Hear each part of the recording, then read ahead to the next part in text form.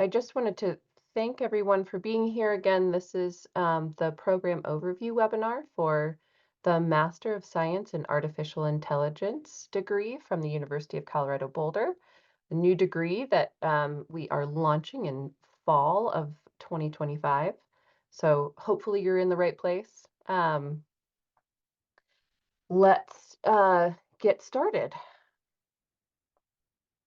Um, so my name is Lane Williams. I'm the program manager. Thank you so much for everyone for being here. I just wanted to take a second to introduce our team that's behind the scenes answering questions, and also the team that will be presenting. Crystal, can you advance our slide for me, please? Again, my name's Lane Williams. I'm our program manager for the degree. I'm joined by our faculty director, Dr. Kevin Gifford. Hi, Dr. Gifford. Thank you for being here. And behind the scenes is also Crystal Kelly, who's our graduate program specialist and advisor. Hi, Crystal. And Andrea Birkby, who is our course coordinator. And I believe Ruben is also here. Ruben is our colleague that we work with at Coursera. He's our senior enrollment representative. He also answers a lot of our prospective student questions, but I don't see him here right now, so maybe he'll pop on in a little bit. Our presenters today, the folks that you'll see on screen for the most part, are Dr. Tom Ye. Hi, Tom. Thanks so much for being here, Dr. Ye. He's a professor in the computer science department, and he is the faculty member for the Introduction to Computer Vision specialization. So Tom will talk about that a little bit later in the presentation. Thank you, Dr. Ye, for being here. So excited to see you. Dr. Gifford will also be presenting some information to you. I'll be talking a little bit. Thank you, Dr. Gifford. And then Crystal will be talking to us a little bit more about the curriculum.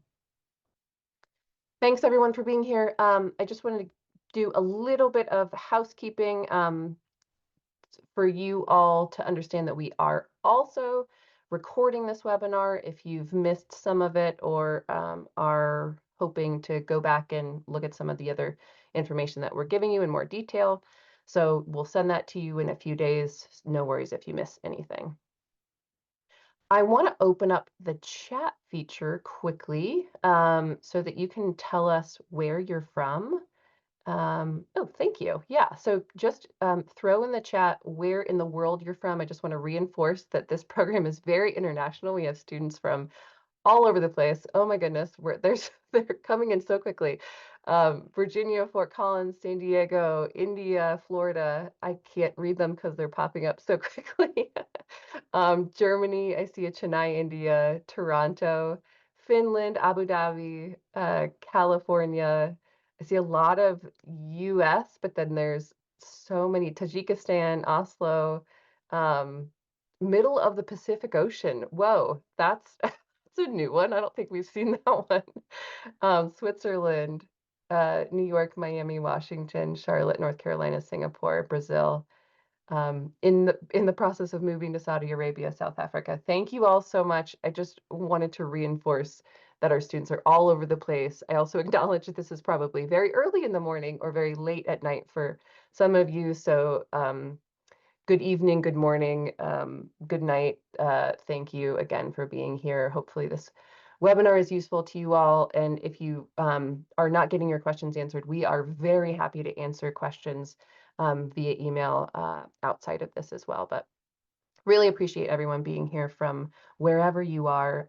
We are all in Colorado, the folks that are answering questions. So we're happy that you're joining us in Mountain Time here. I also just wanted to mention that we do have a Q&A option, and we want to make sure that we're reserving as much time as we can at the end of this for live Q&A from the audience, but that we will ask that you, hopefully most of your questions will be answered during the presentation, so hold those questions until the end. We will open up that Q&A session towards the end here. And then that feature is actually going to be down on the menu option. It has that little Q&A bubble button down there. So that's how you'll ask questions. We also want you to pay attention to other students' questions and upvote the ones that you might have so that we're not duplicating questions. Hopefully we can be as efficient as possible as we're answering them. Okay, in today's webinar, our agenda is to go over the degree in its entirety, hopefully to give you a really good sense of how these degrees work. They're a little bit weird, so hopefully we're giving you a good sense of how to navigate them and how different they are from other degrees. We'll talk a little bit about the machine learning pathway, so one of the admissions pathways. We'll hear from Dr. Tom Ye about the computer vision courses. Thank you. And then make sure that we're giving you a little bit of time for the Q&A. All right, so let's start with a little bit of information about the University of Colorado Boulder, just so you know who we are and what the university is about.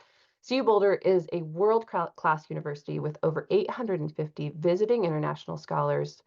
We're recently ranked number 57 overall among global universities and 38th in computer science, according to the U.S. News and World Report rankings. We were founded in 1876 and are a Tier 1 research institution that proudly anchors one of the most entrepreneurial technology corridors in the United States. Our faculty have launched over 140 new startups. Our researchers have filed for over 1,000 patents in the last 8 years, and over 500 inventions have been delivered in the last 5. We can count 5 Nobel Prize winners, 5 National Medal of Science winners, and 51 Fulbright Fellows among our graduates. Now I want to talk about what makes the MSAI program on Coursera so unique, and how it's different from the other programs out there. We use something called performance-based admissions, which means there is no formal application. Traditional graduate programs require rigorous application processes, but this has no application. We don't ask for GRE scores, English proficiency results, letters of recommendation, or application fees. All you need to do is start learning, start diving into the courses, prove you can do the work in our pathway courses, and you will be automatically admitted into the degree program. You don't have to do anything to be admitted if you successfully pass those pathway courses. Since we're interested in your ability and not your history, you'll be admitted regardless of your academic background, and you don't even need to have a bachelor's degree as long as you can do the work. All you need to do is earn a B or better in the series of 3 breadth courses that we call pathway specializations, a pathway into admission, and show you can do well in those courses. When you complete one full pathway specialization with a B or better in each of those courses, you'll be admitted as a MSAI degree graduate student at the University of Colorado Boulder. Since those pathway courses also count towards the overall 30 credits for the degree, you'll make progress towards the degree as you're gaining admission at the same time. So again, there's no formal prerequisites for the program, but you should just keep in mind that you should be somewhat familiar. This is a master's degree program, so you should be familiar with algorithms, at least one programming language, and some math. And just a reminder, this program is completely, fully online, asynchronous. There's no need for a student visa. And the university does not issue I-20 forms for the program. Students will not get student visas, and you won't be eligible for curricular practical training, CPT, or optional practical training as part of this program, if that applies to you. A word about finances. So another aspect of our programs that is unique is our financial model. This program is generally set up for pay-as-you-go. Traditionally, in a traditional program, students pay for the entire semester during that registration, that initial registration period. And that usually means that you have kind of a large bill that you have to pay before classes start. On the other hand, our program, the MSAI program, allows you to kind of pay per credit hour as you go. The tuition is $525 per credit hour, and you're paying per credit hour, not per semester. So again, that allows for a little bit more flexibility as well. There's multiple payment options. As you can see, there's US checking or savings account, credit or debit card, wire transfer, all of those things. This program also qualifies for veterans benefits. You can find out more information on our finances page. We'll give you all of those links at the end. So just note that you will not access the 4 credit course materials until after we receive your payment, and there's some onboarding steps. So we want to make sure that you're processing that payment earlier in the session start date, because there's a few things that we'll need to do to go through those next steps there. All right. Is there financing? We do get this question sometimes, but this program is not eligible for U.S. federal financial aid, and we don't have scholarships. But we really reinforce that we try to reduce. We've reduced the tuition rate a significant amount so that there is that pay-as-you-go option, and this is more accessible to students generally. We also want to emphasize that a lot of our students in these programs are full-time working professionals. And so we advise that if you might be a full-time working professional and this is an advantage to upskilling at your current work or job, maybe making a pitch to your current employer for tuition reimbursement. We know that many organizations and companies do that. Our current students in the MS CS program actually do this. And so we give students templates to how to kind of make a pitch to your employer or supervisor to have them fully cover or partially cover the tuition for these programs. So just a suggestion there. I'm going to pass it over to Dr. Gifford so that he can give us a little bit of an overview of the uniqueness of the program as it relates to the curriculum. Kevin, thank you. Thank you, Lane, and welcome everyone. It's really exciting to see the breadth and of students across the international spectrum. So I welcome you all and thank you for joining in today. So let me continue with a couple other items on curriculum and program uniqueness. Um, so in the curriculum, these are flexible 1-credit courses. In a traditional residential program, each course is usually worth around 3 credit hours, but we divide the courses into smaller focus pieces. And this is because cognitive psychologists have shown that it's much better to break complicated ideas into smaller chunks of information than trying to understand all of these ideas at once. So each of our courses is only 1 credit hour. You can expect to spend about 5 to 8 hours per week on each class. This flexibility promotes mastery learning. The Coursera platform utilizes mastery learning, which helps us ensure that you understand important concepts from one lesson before moving on to the next activity. This scientifically proven way of teaching ensures you actually understand the basic concepts before moving on to more complicated topics. This program has shorter classes and a flexible pace, as we've mentioned. In a traditional program, there are normally 3 semesters per year if you include summer, and each semester is about 16 weeks long. In our program on Coursera, there are 6 sessions per year, and each session is only 8 weeks long. Most students take 1 to 2 classes per session and typically don't need all 8 weeks to complete a course. It usually takes around 4 to 6 weeks to complete. This program is self-paced, and that's very important. You can go faster or slower if you want. If you need to break, you can even step away for an entire term or 2. You simply need to complete all 30 credits for the MSAI program within 8 years. So very flexible, you can come and go. But the content is rigorous, everyone. We do not softball anything. Even though the courses are shorter, the program covers the same rigorous content as an on-campus degree. This is a graduate level degree program. Students are expected to have prior knowledge or experience equivalent to a U.S. undergraduate degree program. During your activities, you will gain technical competency in many areas of AI and computer science, including algorithms, computer vision, machine learning, ethics, and computing for the modern AI age. You will also have the opportunity to apply those skills to various areas through electives. You will also be part of a collegiate community of graduate students. We are big on building online community. Next slide, please.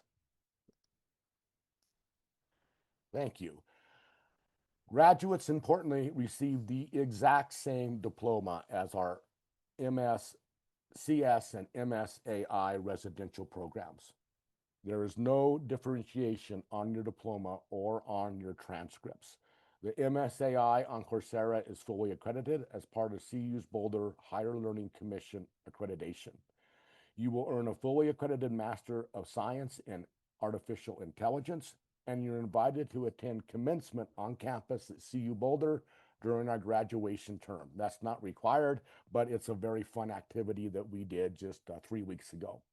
You have access to online career services. Students admitted into the degree program receive lifelong access to the Handshake platform from CU Boulder Career Services.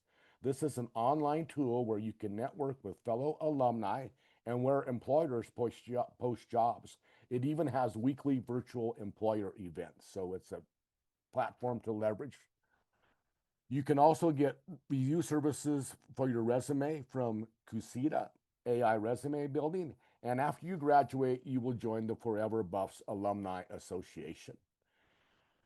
On policies for graduate students, the CU Boulder Graduate School policies apply to the MSAI on Coursera students as well. These policies cover things like course repetition, grade replacement, academic standing, etc. But the high-level observation or the high order bit is that you have the exact same degree as a residential program.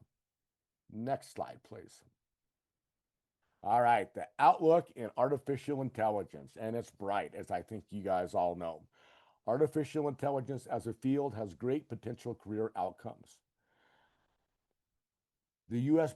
Bureau of Labor Statistics expects the number of software development jobs and AI jobs related in this industry to grow by 25% over the next decade. Web developers rank as the 11th most popular job in the U.S. as well. There are top-tier companies that CU Boulder graduates have gone on to work for, including Google, Microsoft, Amazon, Facebook, Adobe, Lockheed Martin, IBM, Salesforce, Accenture, etc., as well as startup companies of all sizes. Some popular sectors for AI include information technology in general, aerospace, finance. You can do AI for history, AI for medical, right? And there certainly is large government laboratories that are emphasizing the evolution of AI in the technical domain. From a salary perspective, an AI engineer has a median average salary of almost $121,000. So your future income can be nearly twice as high as the U.S. typical average. It's a promising research work. The U.S. Bureau of Labor Statistics expects AI and information research scientists to grow at a rate of 21% over the next decade, which is much faster than the average for all occupations. As a CU Boulder student, through our career services, you will enjoy, again, lifelong access to Handshake. And when you graduate, you become a member of the Forever Bluffs Association. And gang, sorry, I had some duplicate text. My apologies for repeating those last two items. All right, let's go back to Crystal. Now you see how the program has been unique. Back to Crystal and Lane. And we'll talk about how admissions into the program works. Back to you. Thanks, Kevin. Hi, everyone. I see some questions coming in about the curriculum and the degree. So as the graduate program specialist, I'm going to go over the curriculum and degree requirements. So hopefully a lot of those questions will get answered. So here we go. Let's take a look at the degree. So there are 30 credits for this entire degree. Those credits include 15 required breadth credits. And in those 15 breadth credits are your 2 pathways for admissions. And those pathways are called specializations. This degree is made up of specializations, and specializations are 3 course groupings that when you take a full specialization, that is equivalent to a 16-week course that you would experience on campus. So it covers a topic more fully. So taking that full specialization, you're getting the full topic covered. And when you take one pathway and you earn a B or better in each course, and you have a 3.0, and you've indicated that you're pursuing the degree, you get admitted as a degree seeking student. So that's how you become an admitted student into this program. So you take one pathway to become admitted, but you have to take both pathways for the degree. So that's 6 full credits, but there's 15 in the breadth. So you have to take 15 full breadth courses for the degree. They're required. There's no changing them. You just have to take them. But then there's also 15 electives that you get to select from. And within those electives, you have to take 4 full specializations. So you can't just pick 15 random courses. You have to take at least 4 full specializations. So you've explored 4 full topics in your electives. But in those electives, you could also take the option to apply some outside electives from any of our other CU on Coursera degrees. So that we have the MSCS, of course. We also have a CU on Coursera degree in engineering management that a lot of our students are interested in. There's also computer engineering, and there's also data science. So with those outside electives, there's also graduate certificates. So you could apply credits from your graduate certificate into a degree. So you can double count credits from a certificate and a degree, just not a degree and a degree, or a certificate and a certificate. So you could stack your credits from a certificate to a degree. So we talk more about that on the website, and we can take a look at that when we go and look at our MSAI curriculum. So I'm going to address some questions about, hey, when are these courses going to become available when we look at our curriculum page? So let me pull it up here, bring it down into our screen here. So this is the CU Boulder MSAI degree and curriculum requirements page. So I advise everyone who is interested in this degree to check this page often, have it bookmarked, because we update this page as we know courses will become available. This is a brand new degree. I can't stress that enough. It is brand new, and you can see that because courses really are in development. And I know that Dr. Ye can attest to this, that faculty are hard at work making these courses, and it is in development. That is where we will post next to these courses when they will be available, when we know for sure. So check into this page and we will post when they will be available. But this is where you're going to be able to see the requirements for the degree. And we list some things to expect for, we don't have any prerequisites, but we do have some things that you should expect, as in prior knowledge. The degree requirements. So I think the biggest question I get is, do I need to wait to be admitted to keep making progress on this degree? In terms of, do I need to wait for my admissions to process after I pass my pathway? The answer is no.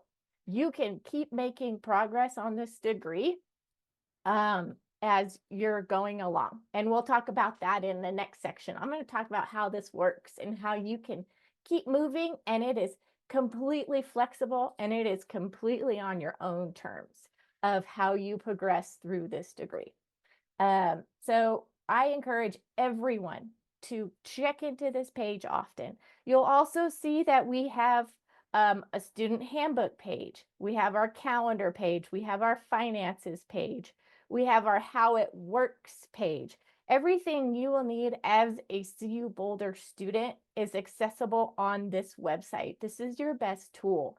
So use this page, use it often. When you click into our courses, when they are linked, you'll also be able to see the full syllabus for the course in the 4-credit version, which includes what to expect for a final. So, and the grading rubrics. So use this as a tool. This is your best tool. You can also link to the course and see the open version on Coursera. So I always recommend people know this website well. Okay, let's go ahead, get back to our presentation here. So now that you know about kind of the degree, how to learn about it more, what are the requirements, let's think about how it works. How do I get into this? How do I get started? So this is Chip. He's our unofficial mascot. He's kind of my best buddy. He's going to show us how this works.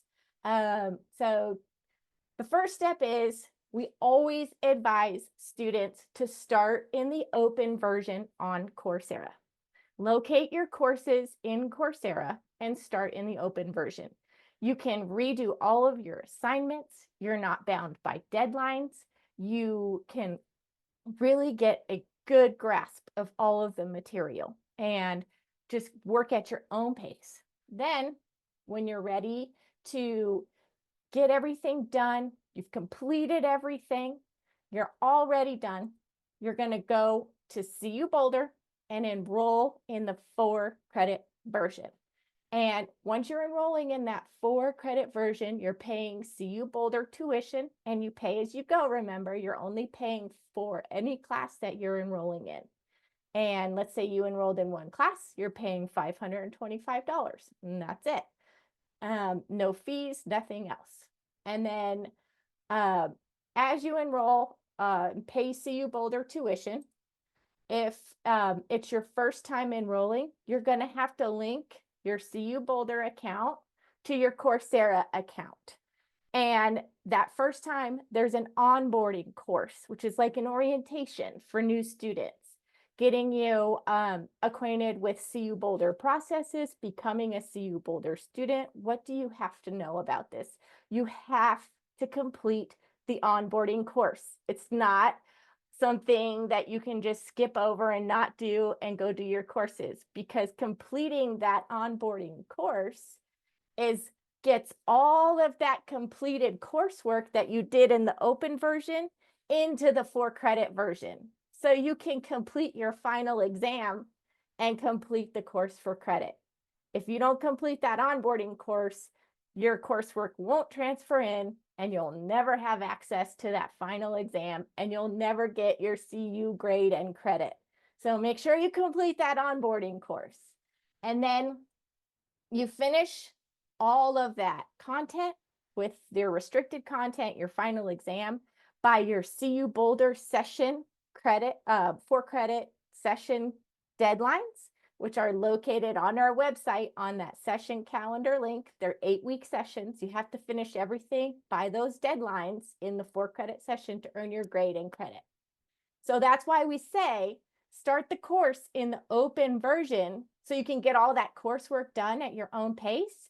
And then you can just finish everything with the finals in those 8 weeks. So there's the enrollment window, and you can enroll and keep enrolling in more classes and finish your finals by those enrollment windows and session deadlines. So that's how we keep students going. So you can either work one course at a time and keep your momentum going, or work 3 course chunks at a time, however works best for you, as long as you're following your enrollment window deadlines and your session deadlines. Pay attention to your session calendars and your enrollment window deadlines. And that's all available on our website.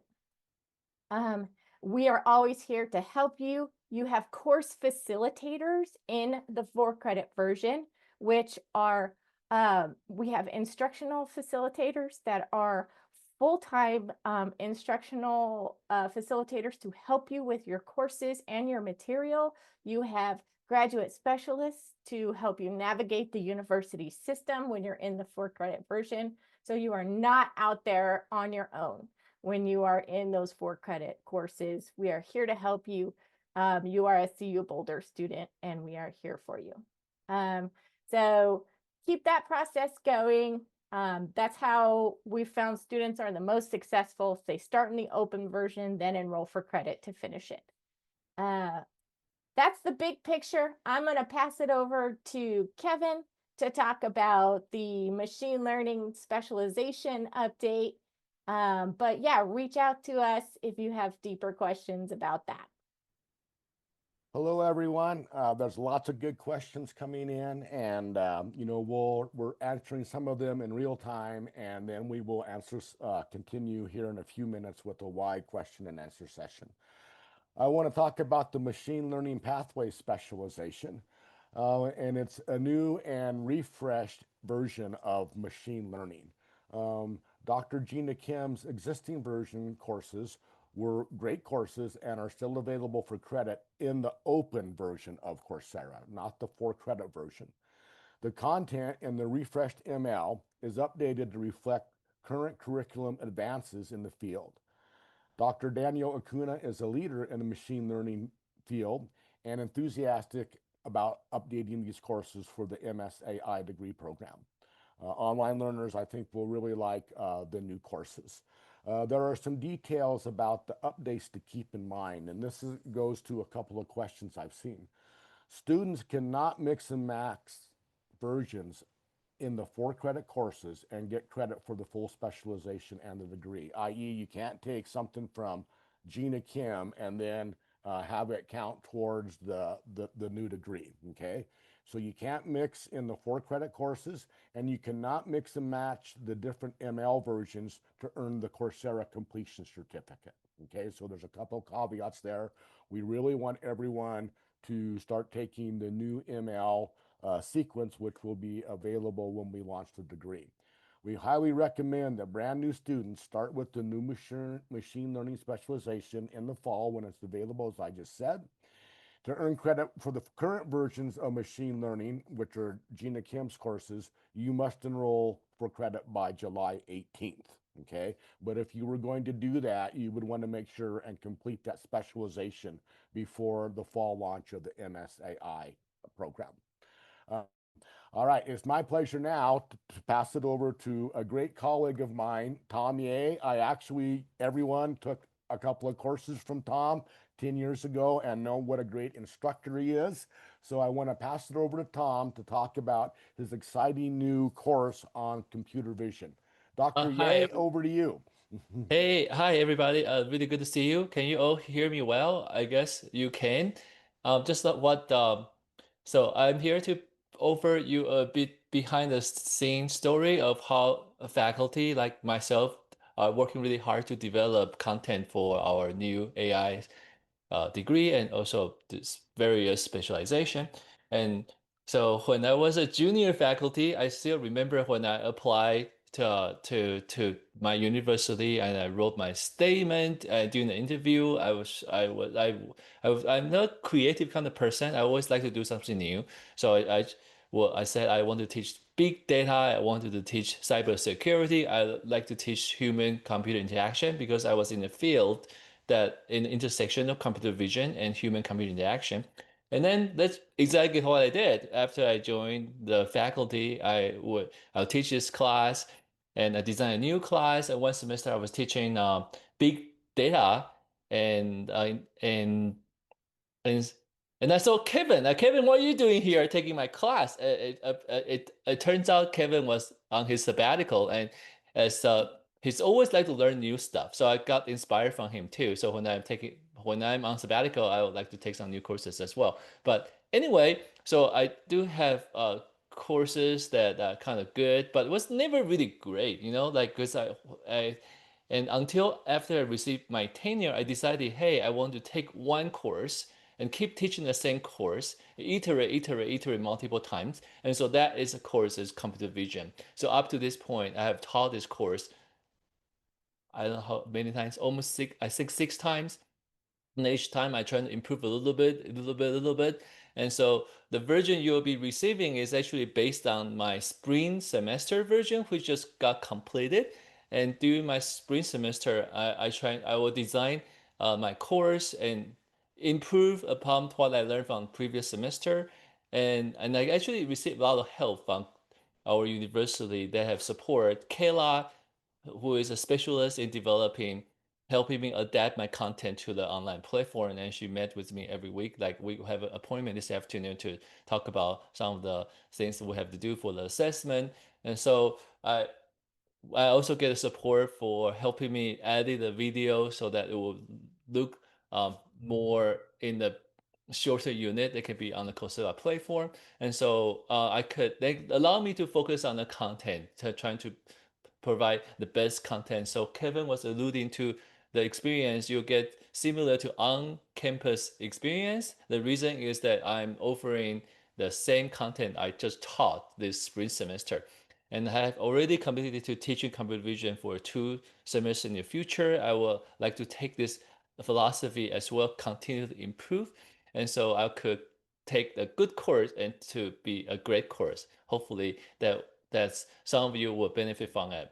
And speaking of which, that you might see that we have a wide range of courses. You'll be taking computer vision from me. There's going to be a great natural language processing class. There's a machine learning class. There's also probably that is going to be a deep learning class. And then as you go through all these courses, for instance, you take Transformer. How many of you heard of Transformer? Type you can raise your hand. I cannot see you anyway. So you get to hear Transformer from all the different classes at 4 or 5 times. You might wonder, is maybe some overlap repetition, but I guarantee you by the 4th or 5th time you learn Transformer from a different perspective from one of my colleagues, you will be really good. That's what makes this degree valuable. You're getting a degree, being able to have exposure to AI content multiple times that from different perspectives and courses in a very concentrated and focused format. Anyway, so I'm told to keep my presentation short because I'm going to stay here for the Q&A as well. So if you have a question more for like faculty's perspective of this, and I'm happy to jump in and answer your question during the panel discussion time. Thanks so much, Dr. Ye. We're so excited to have your courses up online very shortly. I want to just keep this last part brief because I want to make sure that we have a good amount of time for Q&A. I just wanted to briefly go over what the calendar actually looks like. So Crystal, if you could just put everything up here, and I'm just going to share the calendar link in the chat here so you can all go to the actual calendar page. The thing that I'll just emphasize quickly is that, again, the MSAI degree starts in the fall session. On that website, you're going to see the summer sessions for our current MSCS program and the other programs at CU Boulder on Coursera. But this particular MSAI program starts in the fall. The things to be aware of are enrollment dates. So we have an enrollment window that happens from August 20th to October 3rd. During that time, you can enroll in courses, and then classes actually start or open for that 4-credit version on August 25th. And you have through October 17th to finish all of those courses. So again, you do not have to enroll right when enrollment opens. You do not have to start classes right when 4-credit classes start on August 25th. We do recommend that to allow you as much time as possible to complete those courses. But those are those recommended windows. And then the last thing that I'll mention is that you can enroll and kind of progress through the degree in the non-credit experience at any time. So the non-credit experience, the calendar dates do not apply to the non-credit experience. These calendar dates only apply when you enroll in the 4-credit experience and pay tuition. So that's the main difference here, and the thing that we really want to stress is that once you enroll in the 4-credit version, you are bound by these deadlines. and we want you to make sure that you're allowing yourself enough time to finish and be successful in the program. So just be really careful about that and be aware of the difference between the non-credit loose timelines. There is no really deadlines in the non-credit, and then the more rigid calendar dates for the for credit. So I'll stop talking now. I just want to make sure that we have enough time for Q&A here. A few things.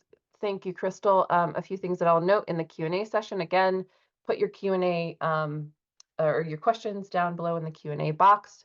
I will ask Tom and Crystal and Kevin to all come back online here, and all of us can kind of answer questions as they come in. And we can kind of like see what's happening here and who's upvoting and all of that kind of thing. Before we jump into that, if there are specific questions or something that's a little bit more personal or unique to you, I just want to reinforce that you use this CU Boulder MSAI at Coursera.org to ask us those specific questions. And if we don't get to everything, we're hopefully going to be able to answer a number of questions right now. But please just email us with your questions and we'll hopefully get back to you very quickly there. And then we put the link to some of our websites that you can kind of hopefully get more information there. So I'm going to stop. Crystal and Kevin, I know that you've been looking at the Q&A. Do you have things that we should prioritize in terms of answering first? So.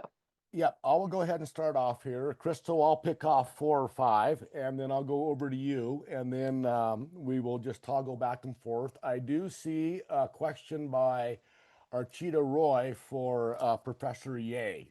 Tom, just to give you a quick heads up on that. All right, I'm going to start off. Will there be any, Sarab asks, will there be any live online classes, or is it based on the recorded lectures, specializations on Coursera?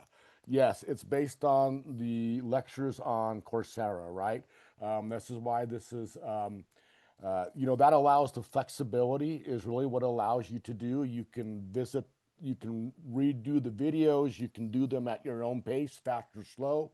So that really is honestly a great attribute of this program is how flexible it can be. Next question I'm going to answer live. Except things are moving on me. Hang on a second, guys. All right. Will you help us find jobs in the U.S.? Well, I would say, our program is, the degree is going to help you find the job in the U.S., my friend. And this was from Sadhana, I believe. And, there are the career services people at the university. You have access to CU Boulder Career Services. And so they can help you, show what employers are looking for jobs. But our particular degree program is focusing on the curriculum and providing the degree. And then other university services can assist you with finding a job. All right, I've seen this question. This is from Andrew Winter. And thank you, Andrew. A couple of other people have asked the same question. How difficult would this program be for someone with minimal programming knowledge? First of all, you need to have, let's say, expertise in one programming language is my strong advice. Whether it is C, C++, I'm dating myself, right? Those are the languages I'm an expert in. But Python, Rust, JavaScript are the more modern languages. And you just want to know one programming language well. And the reason is once you know one programming language, it's easy to abstract to another programming language. And as Crystal had mentioned, what you can do is you can take the courses in the non-credit version, see how much programming is skills, see what programming is needed, and then adjust your skills because you've got the flexibility in time to upskill yourself in that programming expertise area and then go forward. So again, the flexibility of the program really allows you to, gain that experience if you need to. Crystal, how about, well, actually, I'm going to go over to Tom really quick because we got him online. Tom, do you see the question from Archita? So the AI program is new and we already have a CS program, and I have examples of students who reach out to individual faculty and to offer to intern as a research assistant for graduate students, PhD students who are working on research project. That's by far the most successful path because it's a bit harder for a master's student to just start an independent research project, but you are part of a larger team led by a PhD student that's most successful. And as far as part the program itself is doing research, writing research paper is not a prerequisite, not a requirement. So there isn't a requirement for you to write research paper. So it has to become extra experience. You need to. So we provide environment. If you like to, you have to take the initiative and to reach out to individual faculty and PhD student. Then you'll be able to gain this experience. Yeah, and I'll just do a draft and then I'm going to hand it over. I'm going to draft off to Tom and hand over to Crystal. Agreed, you guys. You know, for that advanced research, right? This is an online program and the faculty produce the content, but then, you know, they are not available, you know, to interact with. So, you know, for publication opportunities, for research opportunities, the way to do it, honestly, is to do really good in that instructor's course, even though you're not communicating with the instructor, and then reach out to the instructor and say, hey, are there volunteer opportunities? Is there something I can do? So that is really the tried and true pathway to, you know, get into interacting with an instructor is first, prove that you're good, then two, write a very professional email to them and ask if they have any opportunities and be prepared to prove yourself with a volunteer opportunity. So, Crystal, do you have some questions that you would like to answer? I do. From Jonathan Escobedo. This question comes up a lot, and I wanted to make sure I addressed it. Are there Coursera classes that we need to take to get admitted live on Coursera right now? This is an important question for this degree because this degree has not launched yet. We are not encouraging students to take courses for this degree to get admitted for credit right now, unless you are currently a CU Boulder for a CU on Coursera student, like in an MSCS program or an MSDS program. We're not encouraging you to take courses for credit to get admitted to this program right now. You can start some courses in Coursera in the open version to see if you're ready. Get that, you know, the understanding of how courses work and start, you know, getting that coursework under your belt in Coursera. Absolutely. I recommend the Computing Ethics in Society specialization. Start with that one, get that one going. It's a required breadth specialization. It's not an admissions specialization, a pathway specialization, but it's required. You'll need it. Get it done. And then when you go to enroll for credit in the fall, when this degree actually launches, you'll have that ready to go. The reason I am saying this is because of the machine learning update. We're not recommending that students rush through the current version by July 18th, which is the last day to enroll for credit, because the summer session 2 is short. We're recommending wait till fall when Daniel's new machine learning specialization is open, available, work through it in the fall, and then start it. So that's why I wanted to address this and make it very, very clear for new students to this degree. Don't try and rush it.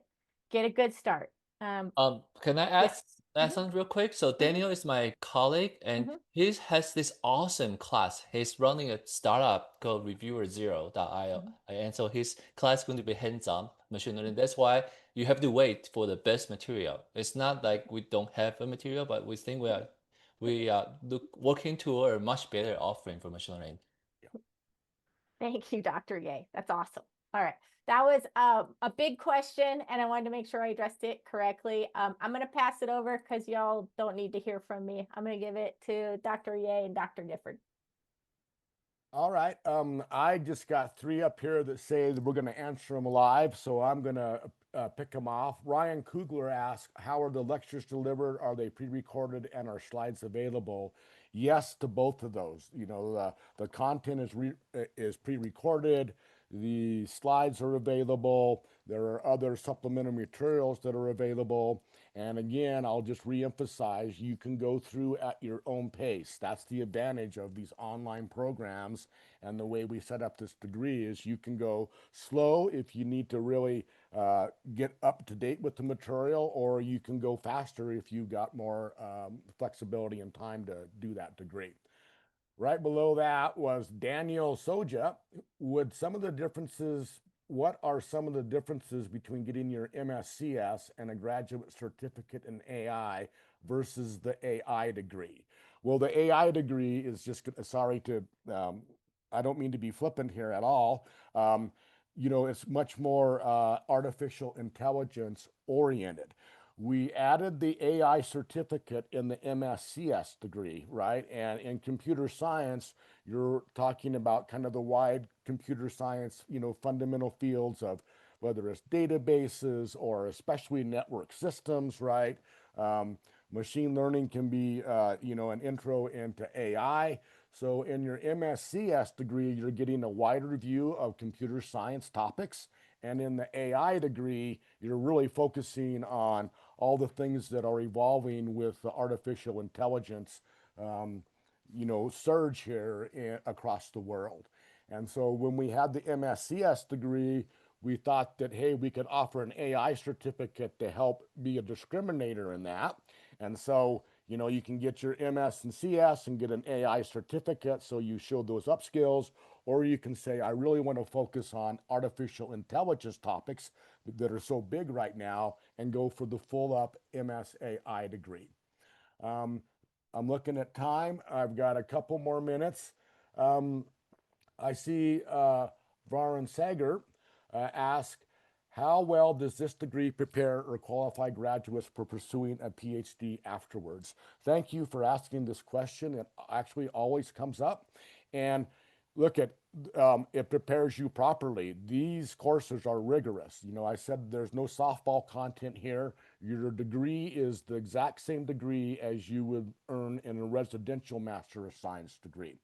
I will point out in the PhD program, different institutions have different policies, right? So there's going to be, if you go for a PhD at a different university than CU Boulder, they're going to have different admission policies. And bluntly, you guys, as Tom and I were talking about, Professor Ye, to do research or to go for a PhD, you've got to form a relationship with a faculty member, okay? And so you need to have a way to do that. So certainly prepares you for it. Remember that there's going to be different admission requirements. Oftentimes they look wider, not only at your transcripts or your degree, but what's your job experience, what is your passion area, and what type of volunteer activities have you done, right? They look at it from a more holistic perspective as a general statement. So that's my advice on going for a PhD. Certainly we've had students from our program.